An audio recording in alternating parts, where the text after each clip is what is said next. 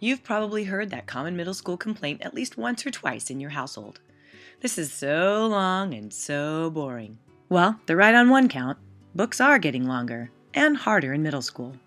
And now, before they get to high school, is the time to make sure your child's reading is up to snuff. By now, kids are pretty comfortable reading the words on the page, but they should be able to go deeper than that. First, vocabulary. Harder, unfamiliar words are popping up constantly, but they should be able to figure out the meaning of those words. Here, Clara is trying to figure out a scientific word by applying what she knows and context clues. What does solar storms mean? I'm not sure. If you don't know what that means, how might you try to figure it out? I could look at the context clues in that paragraph. Like storms, not like actual storms with rain and stuff, but like they could come across, like they might have a lot of rocks flying at them or stuff like that.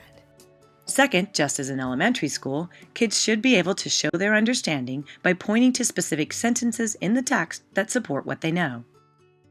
But in middle school, they're asked to make more complex inferences. I think this story takes place in a utopia society, so it's way in the future, and I don't think that they have books. Okay. And what evidence do you have to show that? When Margie wrote today, Tommy found a real book, and you can tell by her excitement with the exclamation point.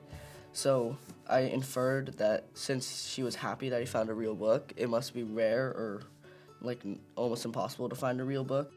Lastly, because texts are getting harder, you may find your middle schooler struggling through what he reads. That's okay. The key at this age is not that they be able to read something easily, but rather that they can stick with reading even when it's hard.